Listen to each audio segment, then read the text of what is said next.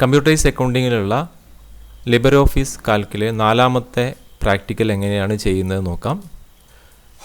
Condition formatting എന്ന ഭാഗമാണ് നമ്മൾ ഈ ഒരു പ്രോബ്ലത്തിലൂടെ പഠിക്കാൻ പോകുന്നത്.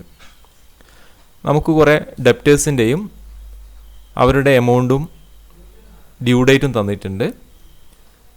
ഈ ടേബിളിലുള്ള ഡാറ്റകൾ നമ്മളൊരു ലിബർ ഓഫീസ് കാൽക്ക് ചെയ്തതിന് ശേഷം കണ്ടീഷൻ ഫോർമാറ്റിംഗ് അപ്ലൈ ചെയ്ത് ഏതൊക്കെ ഡേറ്റാണോ എക്സ്പയർ ആയിട്ടുള്ളത് അതേപോലെ നമ്മൾ നൽകുന്ന കണ്ടീഷൻ അനുസരിച്ച് എമൗണ്ട് ഹൈലൈറ്റ് ചെയ്ത് വരികയാണ് വേണ്ടത്.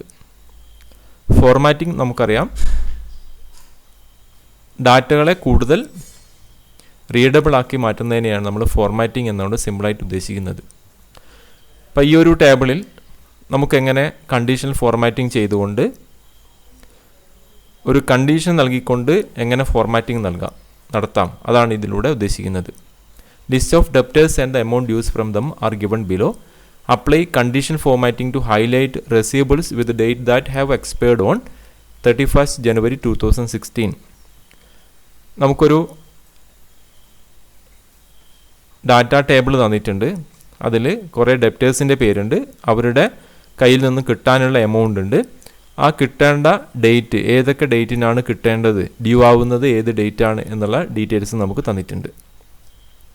ആ ഡാറ്റകളുടെ കൂട്ടത്തിൽ നിന്നും 31st January 2016 എക്സ്പയർ ആയത് ഏതൊക്കെയാണുള്ളത്, ഏതൊക്കെ എമൗണ്ടാണുള്ളത്, ആ ഡേറ്റ് ഹൈലൈറ്റ് ചെയ്യണം. Also highlight the receivables more than ₹35,000 with red colour. അതോടൊപ്പം 35,000 രൂപയിൽ കൂടുതലുള്ള എമൗണ്ടുകൾ ഏതൊക്കെയാണോ അതും ഹൈലൈറ്റ് ചെയ്യണം. ഈ രണ്ട് കാര്യങ്ങളാണ് നമ്മളോട് പറഞ്ഞിട്ടുള്ളത്. അപ്പം എങ്ങനെയാണിത് ലിബർ ഓഫീസ് കാൽക്കുലേറ്റ് ചെയ്യുന്നത് നമുക്ക് നോക്കാം. ലിബർ ഓഫീസ് കാൽക്ക് നമുക്ക് ഓപ്പൺ ചെയ്യാം. Application, office, Libre Office Calc, ഇതാണ് ഇതിൻ്റെ പാത്ത് എന്ന് പറയുന്നത്. എന്നതിന് ശേഷം നമ്മൾ ചെയ്യേണ്ടത് നമുക്ക് തന്നിട്ടുള്ള ഡാറ്റകൾ ഇതിൽ എൻട്രി ചെയ്യുക എന്നുള്ളതാണ്. A1 എന്ന സെല്ലിൽ നമ്മൾ എൻട്രി ചെയ്യേണ്ടത് സീരിയൽ നമ്പർ, അതായത് നമുക്ക് ആ തന്നിട്ടുള്ള ഡാറ്റകൾ അതേപോലെ ഈ ഒരു ലിബർ ഓഫീസ് കാൽക്കിലേക്ക് നമ്മൾ മാറ്റുക. ആദ്യം serial number, A1 serial number നമ്മൾ എൻട്രി ചെയ്തു. B1 നെയിമാണ് എൻട്രി ചെയ്യേണ്ടത്. B1 നമ്മൾ നെയിം എൻട്രി ചെയ്തു. ദെൻ C1 എമൗണ്ടാണ് എൻട്രി ചെയ്യേണ്ടത്. ദെൻ D1 ഡ്യൂ ഡേറ്റ് ആണ് എൻട്രി ചെയ്യേണ്ടത്. നമുക്ക് ഡ്യൂ ഡേറ്റ് തന്നിട്ടുണ്ട് 31st January 2016 ആണ് നമുക്ക് ഡ്യൂ ഡേറ്റ് ആയിട്ട് തന്നിട്ടുള്ളത്. എന്നതിന് ശേഷം മറ്റുള്ള ഡാറ്റകളെല്ലാം തന്നെ സീരിയൽ നമ്പറും അതേപോലെ നെയിമും എമൗണ്ടും ഓരോ ആളുടെയും ഡ്യൂ ഡേറ്റും നമ്മളിവിടെ എൻട്രി ചെയ്യണം. നമുക്ക് ക്വസ്റ്റ്യനിൽ തന്നതുപോലെ എല്ലാ ഡാറ്റകളും നമ്മൾ ഈ ലിബർ ഓഫീസ് കാൽക്കിലേക്ക് അതേപോലെ നമ്മൾ എൻട്രി ചെയ്ത് കഴിഞ്ഞു. അടുത്ത് നമുക്ക് ഇതിൽ രണ്ട് കാര്യങ്ങളാണ് നമ്മളോട് പറയുന്നത്. ഒന്നാമത്തത് 31/1/2016 ഡ്യൂ ആയത് ഏതൊക്കെ എമൗണ്ടാണ് എന്നുള്ളത് നമ്മൾ ഹൈലൈറ്റ് ചെയ്യണം. കൂടാതെ 35,000 കൂടുതലുള്ള എമൗണ്ട് ഏതൊക്കെ എന്ന് ഹൈലൈറ്റ് ചെയ്യണം. ഈ രണ്ട് കാര്യങ്ങളാണ് നമ്മളിതിൽ ചെയ്യാനുള്ളത്.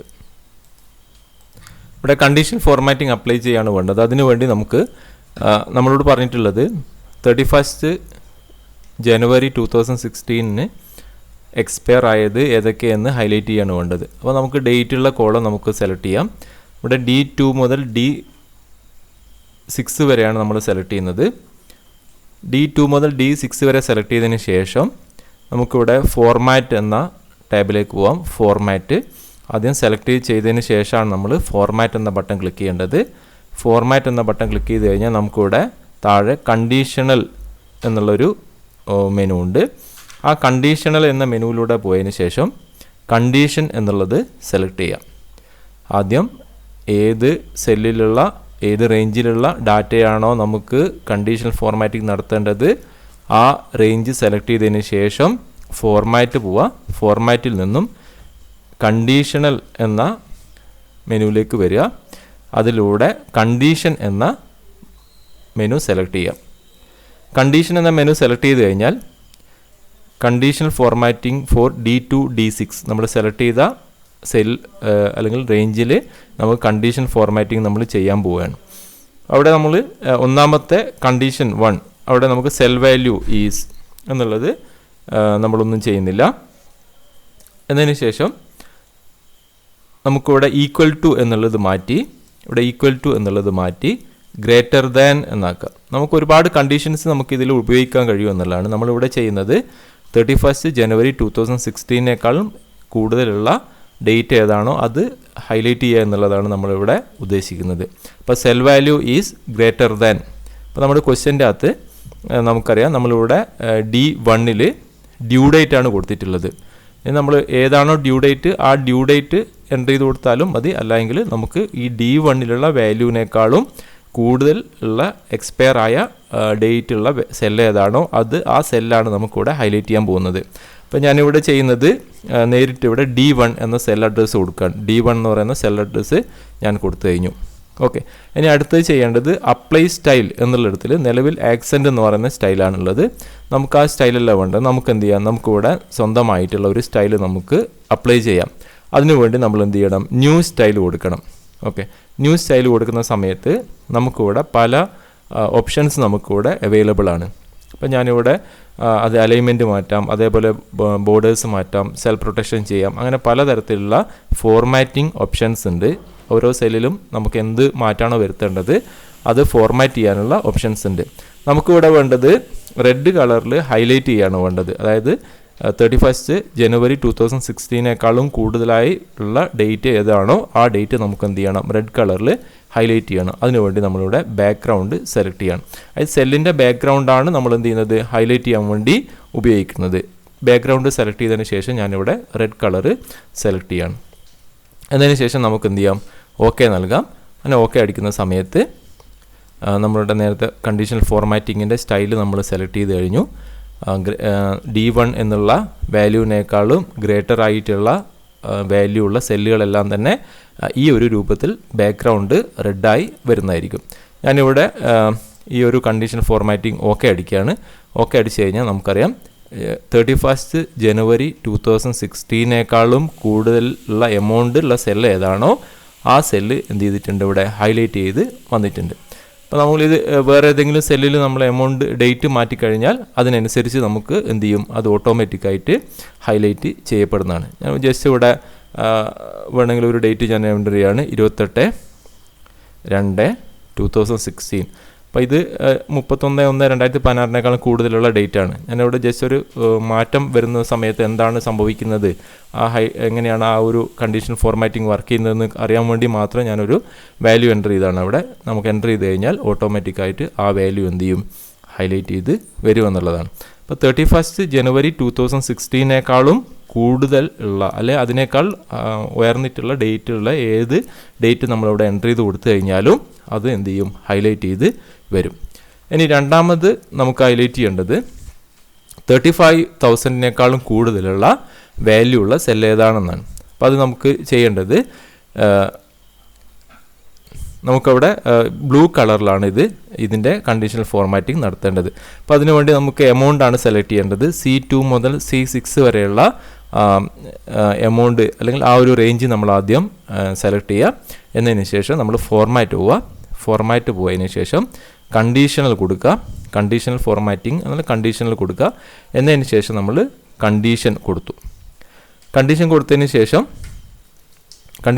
ശേഷം നമുക്കിവിടെ ഏത് കണ്ടീഷൻ വെച്ചുകൊണ്ടാണോ ഫോർമാറ്റ് ചെയ്യേണ്ടത്.